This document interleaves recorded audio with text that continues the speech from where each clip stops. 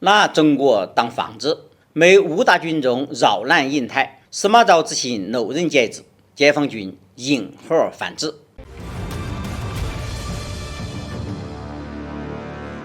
各位网友，大家好，欢迎来到评估，我是易评估。今天我们要聊的话题是拿中国当幌子，美五大军种扰乱印太，解放军亮剑，美国说了不算，拿中国来当征兵的幌子。美国不但将亚太地区改称为印太地区，而且五大军种加强印太部署，背后险恶目的一览无遗。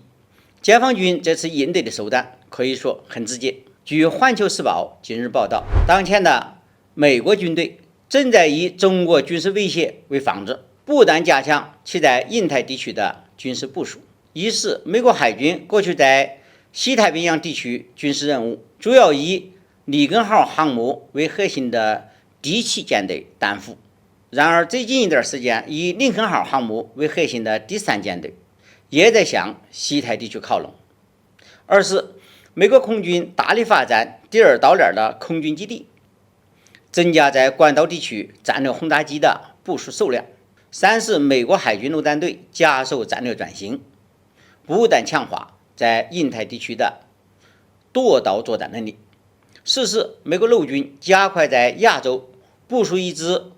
多域特遣队，要集导弹战、电子战和网络战能力为一体，意图威慑中国。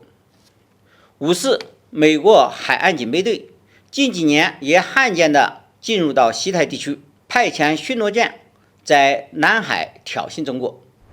美国五大军种在中国周边地区搞出的各种动作，其背后的险恶目的无外乎2个方面。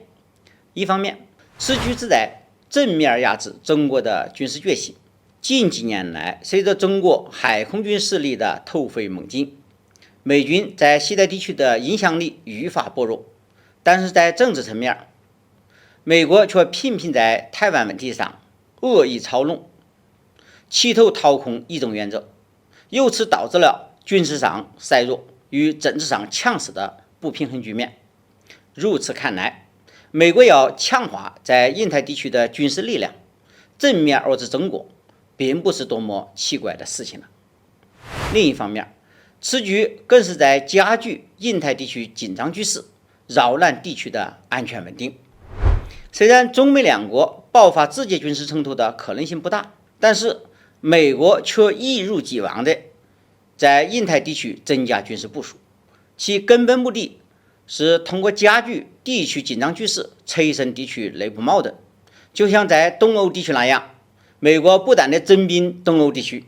扰乱东欧地区的安全稳定，最终促成了乌克兰危机的全面爆发。近段时间，面对地区局势的巨大变化，我人民解放军除了在台海地区进行大规模的军事演习之外，在南海、东海、黄海等地区也举行了不同规模和强度的军事演习，并以此向美国为首的西方国家和中国周边国家展示中国的决心意志，这将直接戳破美国正面遏制中国崛起的战略意图，同时也让中国周边某些国家能够清醒认识当前形势，不要妄想跟着美国混就有什么好处。在亚太地区或者美国所谓的印太地区，美国说了不算，司马昭之心，路人皆知。拜登政府的意图已经非常明显，那就是要把以前对付俄罗斯的那一套转用于对付中国。但是中国毕竟不是俄罗斯，美国在亚太地区也没有几个真正的朋友，因此美国要想通过这种方式来遏制中国的崛起，那无疑是在痴心妄想了。好，今天的话题就聊到这里，谢谢收看，我们下期再见。